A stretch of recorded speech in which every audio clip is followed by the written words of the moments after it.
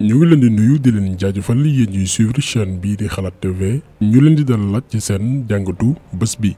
te nag dañuy ñëwaat ci mbiru Babacar Ngom ak village bii di Ndingler seetlu ngeen ni depuis bañ ci waxee woon dellu si waatuñ si parce que mbir mi dafa dem ba jël beneen tournure benn utiliser nañ ay doomi aadama yu nekk ci internet bi pour que ñu def ci bopp sénégalais yi que mbir mi mbiru politique la ba ñëpp abandonné xeex bi alors que ça n'a rien à voir ñun en tout cas li ñu intéressé ci mbir bi mooy am na ay famille yoo xamante ni jamono jii ci tool yi la leen waroon fekk ñuy waajal mbay mi benn doomi aadama jógee fële ñëw teg loxo seeni suuf jël ay takk der pour ñu néewal leen doole.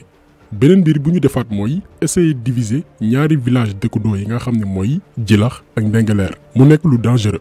heureusement que yàlla mi dara tawul ñenn ci waa village bu Djilax ñoom xëpp nañ seeni bët ba xam ni am na lu làkku ci mbir mi maanaam li Babacar Ngom fësal ci conférence de presse. est-ce que sax war nañ ko mën a tuddee conférence de presse mais public reportage bi mu defoon woo taskatu xibaar yi gëmloo leen ni moom dafa féeteeg waa Djilax dëkk ba yépp ànd nañ ci projet bi waa Ndingler ñoo jugee fële ñoo bëgg a xëpp suuf ci mbir mi mais Djilax boobee muy wax ne moom la ñu àndal ñoom ñu ci bari lii mooy seen kàddu. Ngom respecté wul benn engagement Babacar Ngom deful Djilax dara deful fi dara ñun soxlawuñu ku ñuy indil ay saaku ceeb dañu indil ay suukar o soxlawuñu loolu la ñu doon xaar ci moom ba commune jox ko 224 hectares yooyu loolu defu ci 225 yooyu defu ci dara defu ci dara tey jii soble la fay béy te moom dafa waxoon ni dafay délocaliser usine sédiment bu nekk Kër Massar indi ko samp ko fii jeunesse su Djilax yëpp ci liggéey département Mbour yëpp di ci gis seen bopp loolu nag defu ko tey jii soble la fay béy n'est-ce pas moom njabootam ak ñu mu àndal ñoom ñoo koy jëriñoo ñun gisuñu suñu bopp donc il a fait ce qu'on appelle un détournement d'objectif boobu nag ñun ànduñu si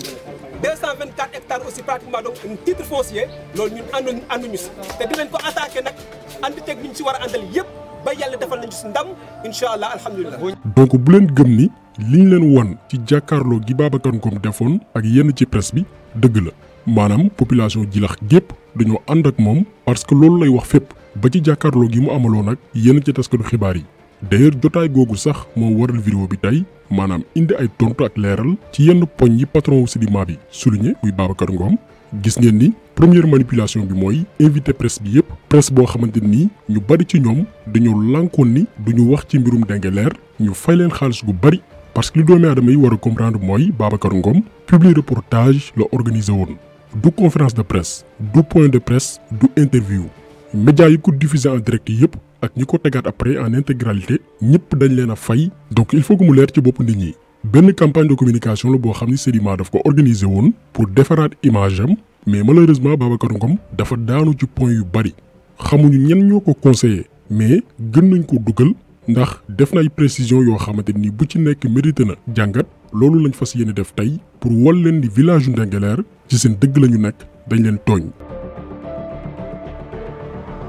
fi Babacar Ngom njëkk a daanoo mooy ba muy jàmmaarloog taskatu xibaar yi mooy comprendrewul d'abord village yi naka la ñu melakaanoo rawatina diggante village yu Ndingler ak Djilax ndax biñ ko laajee ni est-ce que xam na ne suuf gi ñu ko jox suufu jàmbur la dafa ni xamu ci dara. délimitation entre Ndingler wala commune Sindia ak commune Ndiaganiao man xaw ma ko li ma xam mooy weesu nañu loolu parce que état dafa dem def liggéey bi mu war a def administration def liggéey bi mu war a def ba jël décret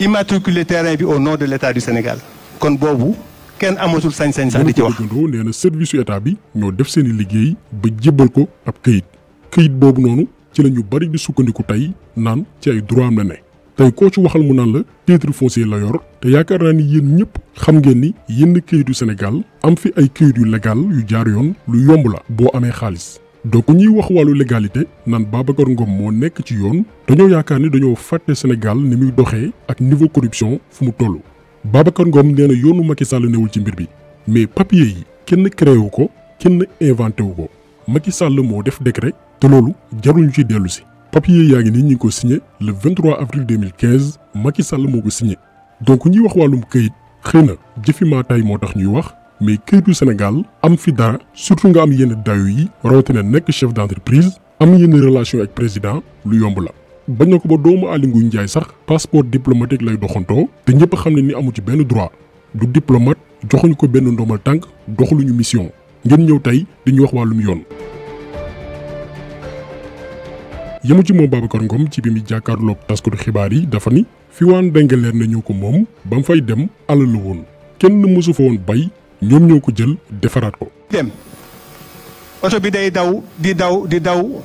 ba mujj ma naan man de xam naa fi ñu jëm sori na àll yi ñuy romb yëpp mun ñu woon a utal fu gën a jege ba ñu egsee ba ci tool ba salaamaaleykum ñu ne cëpp commencé dox di jéem a avancé di dugg di dem ma ne taxaw leen yaa ngi toog Xaadim ñenn ñaar mu nga ne ci lañ nekkoon ma ne taxaw leen wan leen ma rek fan la tàmbaleeg fan la yem joxoñ leen ma parce que mënuñu ko woon a wër ndax àll bu fatt boo xam ne burus fatt fees del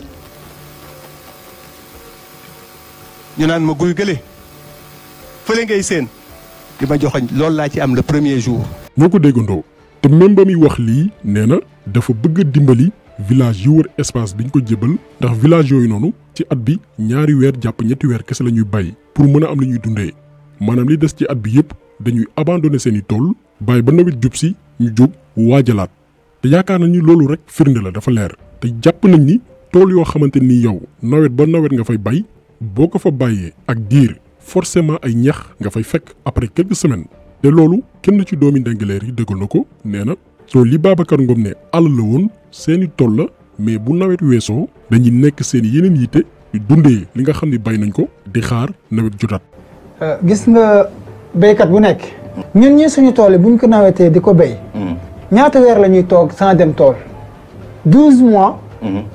3 mois la ñuy béy. ça fait combien de mois mooy des mooy 3. 9 mois. 9 mois. àll bi nekk noonu. kenn du ko béy. gis nga bu ñu naree commencé waat beneen ci année beneen. dañuy ñëw def lu ñu naan désherbation. désherbation boobu xëj na moom ci loolu la tombé naan kenn béyu ko woon. xëj na ñun amuñu doole boo xam te nga ne mën nañu exploiter terrain bi de la manière dont il le fait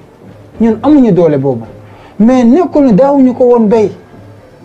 daan nañ ko béy te ñun am nañu la mise en jachère comme ni mu la ko waxee tout à l'heure amuñu moyen yoo xam te nga ne tamit moom la ñu doon exploiter lépp mais ça ne veut pas dire que amuñu ko de am du suñu moomeel daan nañu béy ñu am fu ñu doon béy duñu amul woon fu ñu doon béy ñu dey mais ça ne veut pas dire que ñun moomuñu ko. kon ngeen gis ni foofu Babacar Ngom dafa daanuwaat mais yemu ci dafa génne benn plan mooy bi ngeen di gis nii ne waa Ndingler fi ñu dëkk ak fi ñu wax ni seen i tool la mat na 6 kilomètres. yaakaar naa ni yéen ñi nga xam ne yéen a ngi suivre vidéo bi am na ñu bari ñoo xamante nii ci village yi la ñu dëkk wala ñu mës faa dem période nawet boo demee ci yenn village yu ëpp ci Sénégal fi ñuy dëkk ak fi ñuy bayee mën na ëpp 10 kilomètres waxuñu 6 kilomètres. mais 10 kilomètres mën na ko mat am na ñoo xam ne bu ñuy bayyi dañuy takk charrette wala war seeni fas wala mbaam pour mën a dem bayyi dox ay 10 kilomètres wala lu ko ëpp kon boo ñëwee ni waa Ndingler fi ñu dëkk ak fi ñu wax ni seeni tool la mën na 6 kilomètres cela veut dire que yow comprendre au village yi ni ñuy fonctionner te moom sax wax na ko Babacar Ngom nee na moom booy Dakar la mi ngi juddoo Pikine màggee entre Guédiawaye ak Malika cela veut dire que maîtriser wul village yi seen dundin loolu beneen point la te yaakaar ngeen ni kilifa gu doy ni góor gi Abdoulaye Dione di jaraafu village bi ak waa dëkk ba yëpp dinañ bàyyi seeni tool yu ñu moom dem di jël yëfu jàmbur ba ciy xëccoo di ci coow ba léegi nii jubluwuñ ci wàllu mbay mi ñoo ngi dugg ci nawet tàmbaleeguñ bay góor gi Dione jiite leen di ci wax dem ba ciy jooy.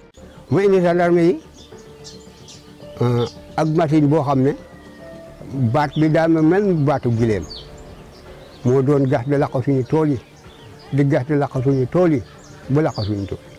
te tamit tax nag xale yi mëntu ñoo dem ndax soo demee ñu jàppale yóbbu du Mbuur bu njëkk rek portable ba toll ñu ne ma 60 ans doog liggéey. donc mbokk yi wax bu feebaree noppi kay déglu moo war a wér te li gën a yéeme ci mbir bi mooy Babacar Ngom nee na amoon na toolu 19 hectares Déni Biram Ndaw en 1994 am ku ko jël séddale ko mu bàyyi mu jàll waxul. parce que dama am tool boo xam ne maa ngi ko jëndoon depuis 1994 boobu fii ñu bari xale la ñu bàjju dugg 94 Déni Biram Ndaw ma jënd fa tool sama doom yii fa lañ daan fowee damay jënd ay quad moto bàyyi ko foofu ñetti quad man sama tool boobu nekk seulement 19 hectares duma ko sax tudd mais xam na ki koy def ki ma ko def bu ko déggee dina ko xam dem jël ko di ko daggate di ko jox ay ñeneen tool boo xam ne ba ma koy jënd kenn buggu ko maa ngi kayit yëpp ñu jaay ma ko mu dugal papier pour régularisation mu bloqué ko bañ jël tool bi di ko séddale ma muñ ko.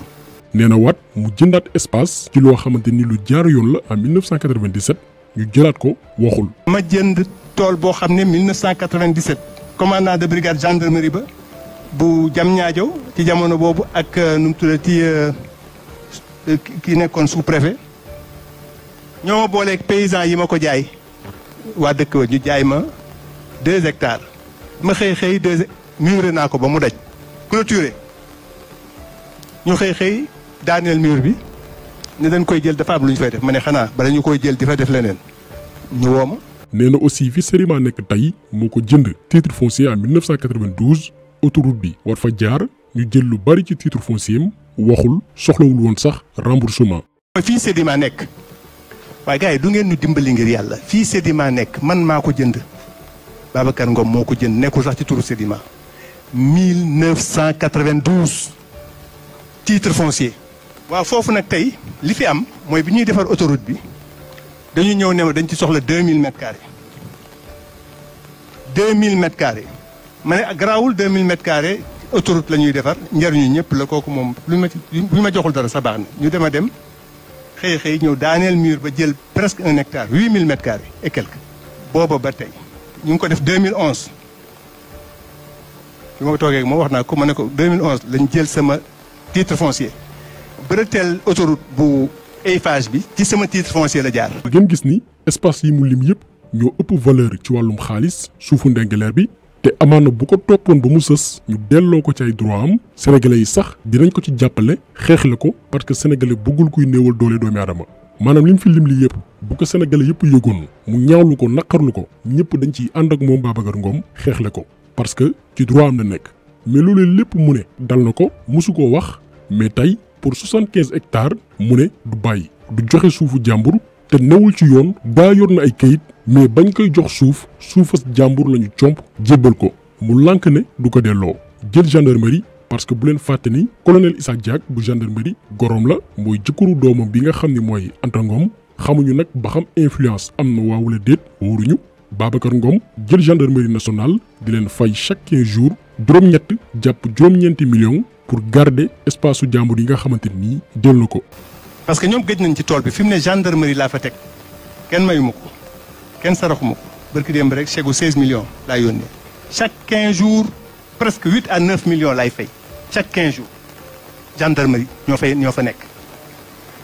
barki démb mu ngi nii. léegi nag ci yan anam la ñu jëlee suñuy way takk der ngir garder mbiru benn doomi aadama jamono goo xamante ni agresseur yaa ngi lëmb réew mi. ci leeral nag dañuy bañ ko wëlbati suñu wax yoon terewul gendarmerie wala police couvrir yenn ci ay mbiru privé dafa am barème boo xamante ni yoonu Sénégal moo ko tëral bu dee ni service longue durée la wala courte durée moo xam bëccëg wala guddi yow mi nga xam ni privé nga da ngay fay 5000 francs jàpp 8000 francs benn alkaati bu nekk. léegi nag bi muy jàkkaarloog presse bi Babacar Ngom waroon na leeral ñaata alkaati la jël ba mu dikkee ko 9 millions chaque 2 semaines. ndax dafa joxe xaalis bu bari ci coobareem pour neexalaate waaw wala déet yaakaar nañ ni ba mu jëlee responsabilité am di wax loolu noonu waroon na ci indi ay leeral. beneen mbir aussi boo xam ne mënuñu ko woon ñàkk souligner te yaakaar nañ ni Babacar Ngom bi mu ko waxee daf koo rëcc jàpp na ni ñi koy conseil en communication wax nañ ko par la suite mooy participation am ci falum Macky Sall loolu aussi wax na ko bi muy janoog presse bi. 2012 sama doom ji Anta Babacar dugg na ci politique boobu président Macky Sall mu ngi ut réew mi mu ànd ak moom lu mat ñeent ba juróomi weer di campagne di wër dëkk bi def ci li mu mën ba yàlla def président gagné loolu def nañ ko bañ koy def it soutenir naa ko ci xalaat ak ci suma defe naa sax c'était la seule fois de ma vie ma vivre lu mel noonu jegeñ politique autant. waxoon naa leen ci bi ñuy wax ci mbirum Djibi Diallo bi ñu joxoon ay hectares ci littoral bi dafa am ay hommes d'affaires ak ay diplomates yoo xam ni seen discours souvent mooy sama yoon newul ci politique ndombal tànk maanaam pal intéressé wu leen mais gis nga doomi aadama yooyu noonu bu élection amee dañuy investir ci ay candidats pour bés bi ñu faloo soxla wu ñu nekk ministre soxla wu ñu am ndombal tànk mais xaalis bi ñuy investir ci benn candidat mooy bés bu faloo mu rendre leen service pour que ñu gën a mën a développer seen i business ak seen i këru liggéeyukaay parce que lépp lu ñu bëgg ci biir réew mi day yomb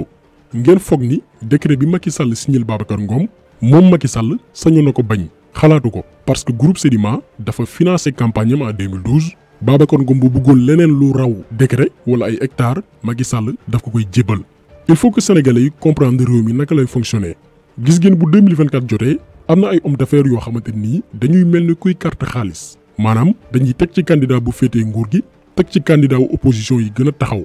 képp ku mënti gagné yow doo perte daañ la jox ci marché yi jox la ay hectares ne la bu la neexee sax bul fay impôt. léegi nag Babacar Ngom nee na du bàyyi donte ministre bi nga xam ne mooy Abdou Karim Fofana mi ngi ciy doxay tànk mais ci foofu aussi dafa am lu mu wax nee na am na ay politiciens yu làqu ci mbir mi pour yàq. ministre Fofana ngeen baal ma mu ngi ciy dox tànki jàmm dama leen bëgg a xamal ne saa boo xamante ne dox nañ ci tànki jàmm nag bay jegeñ solution am taxaw pour yàq ko ñooñu nag ñoo xam luñ ci jublu bëgguñu jàmm am parce que lënkale seen tur ak sama tur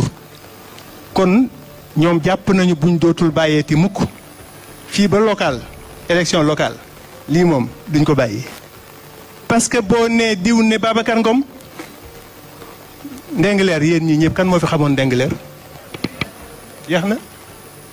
ñooñu ñu fiy tudd kan moo leen xamoon man xamoo leen woon. fii nii Babacar Ngom Bassirou Diomaye Faye lay wax loolu ñëpp xam nañ ko daañ ko topp aussi maanaam li muy wax dëgg la am déet parce que jàpp nañ ni bu waa village yu Ndingler d'accord ci benn solution loo xam ne ñoom jàpp nañ ni daañ ci mën a gis seen bopp bu boobaa jàmm gën ay mën nañu trouver solution te kenn bañ ci gaañu mais comme ni ñu koy waxee rek bu ñu nangu tamit ku ñu divertir bëgg a jël affaire bii nii maanaam ay village yoo xam ne dañu war a bay dugal ci politique ñun li ñu intéressé ci mbir mi mooy waa Ndingler baykat yi ñi nga xam ne dañoo war a dundal seen i njaboot ñun loolu moo ñu intéressé nañu leen delloo seen i tool ndax ñoo ngi ci nawet dañoo war a bay dundee même bu fekkee ni Babacar Ngom daf leen di delloo seen i tool ba pare lëkkaloo ak ñoom ba baykat yooyu noonu dootuñu yem ci bay ñaar jàpp ñetti weer yam ci pour am lu ñu dundee cat bi yépp bu dee dañuy lëkkaloo ak moom loolu aussi mooy li gën ci discours am Babacar Ngom nee na am na sax yéene dëkk ci village bi maanaam Jilax tabax fa daara moderne ak école de formation agricole bu ko defee itam lu baax la parce que li nit ñi war a comprendre mooy Babacar Ngom buñ ko joxoon 500 hectares ci àll boo xamante ni kenn dëkku fa kenn bayu fa coow du am sénégalais yi amuñu problème ci ñu jël ay hectares jox ko Babacar Ngom mais suufas jàmbur gi ñu jël moo indi coow li te faaw mu dellu si ginnaaw jàmm am mu exploité yeneen hectares yi yoonu kenn neewu si ñun li ñu bañ mooy néewal doole toroxalaay doomi aadama bëgg nag sukkandiku ci ay këyit yoo xamante ni ñun ñëpp xam nañ Sénégal li fi am li jënti fi ay papier moo gën a yomb këyitu journal rawatina bu dee ni borom doole nga yor nga xaalis mën a corrompre mën a lëkkaloog ñenn ñi nga xam ni ñoo nekk ci service état bi ñi koy poussé nag moom Babacar Ngom ngir mu dem jusqu'au bout ci dossier bi nii ñoom ñëpp na jàpp ni ay noonam lañ parce que tant que mu ngi insister sénégalais yi di ko gën a xeeb fañ ko tegoon wàññeeku donc moom faaw mu xam loolu bañ a xoolee ñi nga xam ne ñooy xeexal waa Ndingler comme ay noon mais ñi nga xam ne ñoo koy ruux di ko pousser pour que mu dem jusqu'au bout ci dossier bi nii na jàpp ni ñooñu ñoo ko nar a jaxaseeg sénégalais yi te loolu faaw mu xam ko donc jàngat bi tey loolu woon ñu ngi leen di gërëm di leen jaajëfal di leen di daje beneen yoon ci beneen jàngat jaa ngeen jëf